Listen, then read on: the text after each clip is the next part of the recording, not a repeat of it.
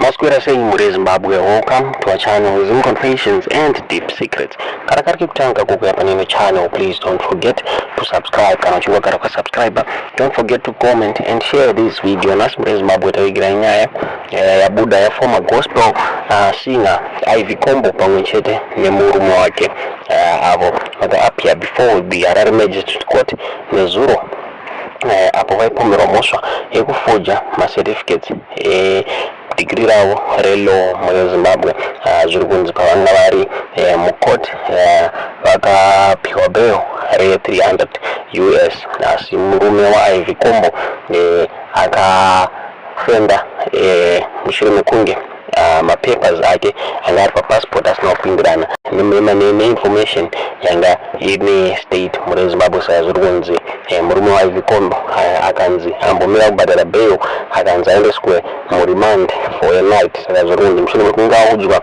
zvinhu izvi akabva atanga kusheka achitanga munangani sizha edzera achitanga aita asthma attack badona pasi. Zviri kunzi vanhu vakamhanya vachitira kumubatsira muri Zimbabwe zvisineiwo ari kunzi akazobatsirika.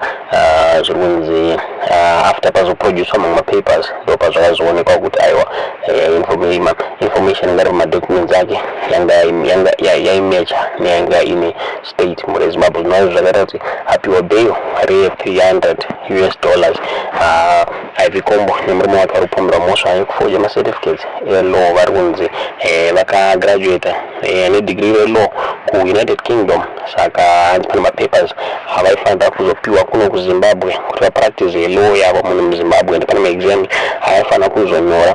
Zviri kunzi vakapiwa bepa iri vasina kunyora maexams aya. Zviri kunzi vakabhadhara 1100 yekutonyora kuti vapiwa mapepa aya muri Zimbabwe. Ndo mhosva vari kutongerwa nayo kutaura kunoko vakariliswa on bail nevari kunzi varipoti kumapurisa after every 2 weeks muri Zimbabwe. Ndo nyaya tavigira muzvaranasi tiuze muri kufunga pamusoro penyaya iyi mucomments.